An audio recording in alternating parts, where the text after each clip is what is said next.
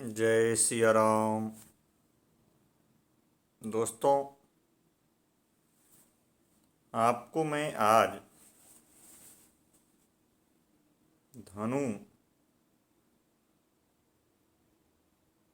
तुला, वृश्चिक और धनु, इन तीन राशियों का 2022 में, इस नव वर्ष में इसका क्या फल है, पूरे साल आपका कैसा बीतेगा,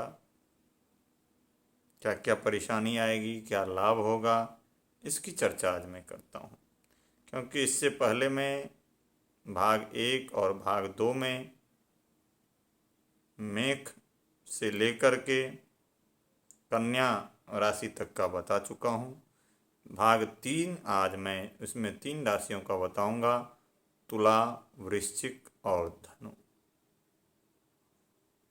दोस्तों, इसमें तुला राशि वाली के लिए उनका समय जो है वो संघर्ष में शुरू में है। शुरुआत में संघर्ष में जीवन चलेगा, उनको परिश्रम ज़्यादा करना पड़ेगा, तब उनको लाभ मिलेगा। लेकिन जून के बाद उत्तरोत्तर क्रम में धीरे धीरे उनकी आर्थिक स्थिति भी मजबूत होती जाएगी और साल के अंत में नवंबर दिसंबर के महीने तक उनके बहुत सारी आर्थिक स्थिति अच्छी होगी, जिससे वो वाहन आदि का भी लाभ उठा सकते हैं, ले सकते हैं। लेकिन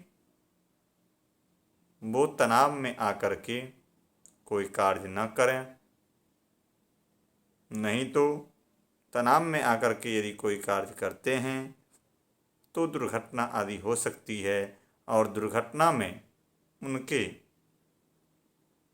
शरीर के सिर और पैर 2 भाग में ज़्यादा दुर्घटना होने की संभावना होगी। इसीलिए वो संभल के वाहन चलाएं, संभल के रहें और कोई भी निर्णय जैसे आप वो लेते हैं तुला राशि वाले, तो वो अपने अहंकार या क्रोध, किसी प्रकार का उनमें अहंकार आदि न आए। यदि ऐसे अहंकार में आकर के कोई निर्णय तुरंत जल्दी में ले लेते हैं तो उनका वो हो सकता है निर्णय गलत हो सकता है। इसीलिए इनसे उनको बचना है। और परेशानियां यदि ज़्यादा आती है तो उनको परेशानियां को दूर करने का कुछ उपाय हैं जो उनको करना चाहिए। तो वो उपाय क्या है? तो शुक्रवार के दिन दूध से बनी हुई चीज़ कुमारी कन्याओं को खिलाएं, माता जी को स्मरण करें, माता जी का पूजन करें, जिससे उनका कल्याण होगा। इसलिए परेशानियों को दूर करने के लिए ये आवश्यक है। और ये यदि करते हैं तो उनका समय 2022 का अच्छा ही रहेगा और अच्छा चलेगा। अब आता है वृश्चिक राशि की बारी। तो मित्रों, वृश्चिक राशि में सफलता जो है मध्यम दिख रहा है। मध्यम अर्थात नहीं ज़्यादा आमदनी, नहीं ज़्यादा खर्च, दोनों लगभग सेम है, बराबर है, समानता है। लेकिन शुरुआत में परेशानी ज़्यादा है तो उनको शुरुआत में परिश्रम ज़्यादा करना पड़ेगा। लेकिन अप्रैल के बाद, अप्रैल महीना के बाद धीरे धीरे उनका भी क्रम उत्तरोत्तर अच्छा ही होता जाएगा और वो अच्छा ही रहेगा। धीरे धीरे वो अच्छी संपत्ति का अर्जन करेंगे, इसमें कोई भी संदेह नहीं है।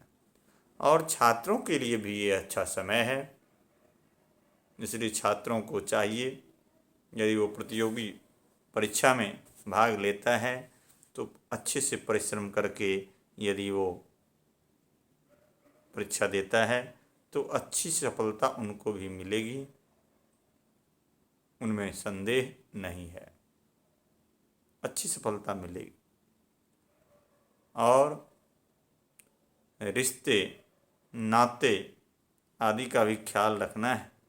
यदि इनका ख्याल नहीं रखते हैं तो वहाँ भी बात बिगड़ सकती है, अर्थात परिवार का भी ध्यान रखना है, उनकी प्रतिष्ठा इत्यादि का भी ध्यान रखना है, ख्याल करना है, नहीं तो वहाँ बात बिगड़ सकती है।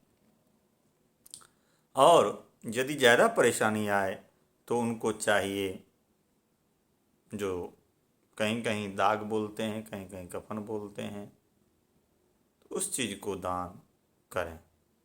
अब किसको दान करना है, कैसे दान करना है, ये निर्णय आपके आसपास में जो विद्वान अच्छे पंडित होंगे उनकी सलाह लेकर के आप दान करें। नहीं तो मेरे कमेंट बॉक्स में भी आप अपनी राय लिख करके मुझसे भी सलाह ले सकते हैं। अब है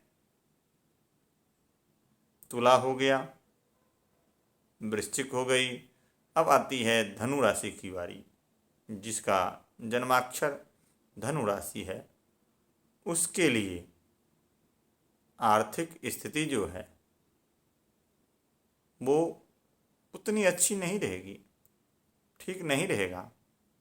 मई से महीने से अच्छी होगी, लेकिन कभी कभी ऐसा भी हो सकता है जो उनका धनागम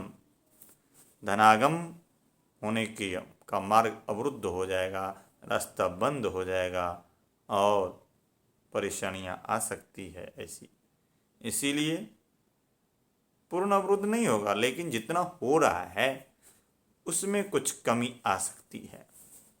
इसीलिए आप अपने उस समय को ध्यान में रखें, उस समय परिश्रम करें, जिस कार्य में संलग्न हैं उस कार्य को करते रहें जिससे आपको लाभ मिले।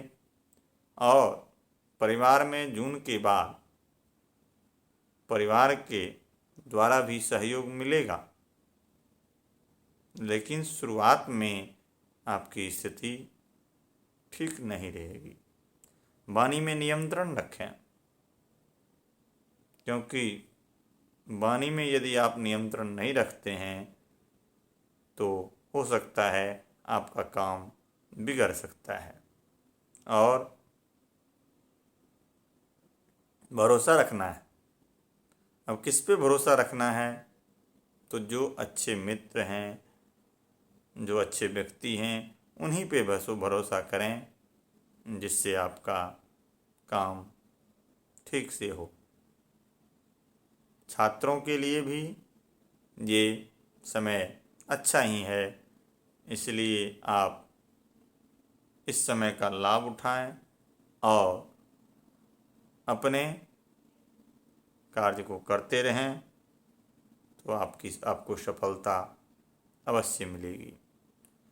अब मैंने एक चीज़ आपको बताया, वाणी का नियंत्रण, इसीलिए बताया क्योंकि संस्कृत में भी कहा गया है सत्यम ब्रूयात प्रियम ब्रूयात नो ब्रूयात सत्यम अप्रियम, अर्थात सत्य बोलिए, प्रिय बोलिए, लेकिन ऐसा सत्य न बोलिए जो दूसरे को कड़वा लगे, अर्थात खराब लगे। इसीलिए अपनी वाणियों का नियंत्रण आवश्यक है।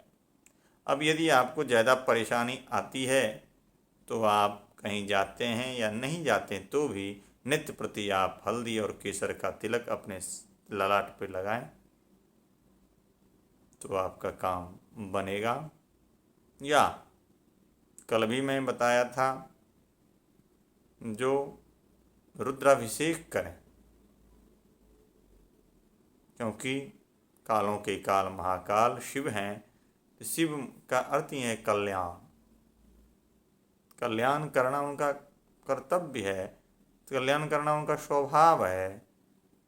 इसीलिए आप शिव जी की अर्चना करें, पूजा करें, रुद्राभिषेक करें या किसी से करवाएं, जिससे आपका कल्याण हो। ये चीज़ कभी निष्फल नहीं होती है, क्योंकि जिस प्रकार आग की शक्ति होती है दाहकता, चाहे वृद्ध, बालक, कोई भी व्यक्ति, युवा उसमें हाथ देगा तो उसका हाथ जलेगा ही। वैसे ही मंत्र की शक्ति है कल्याण करना।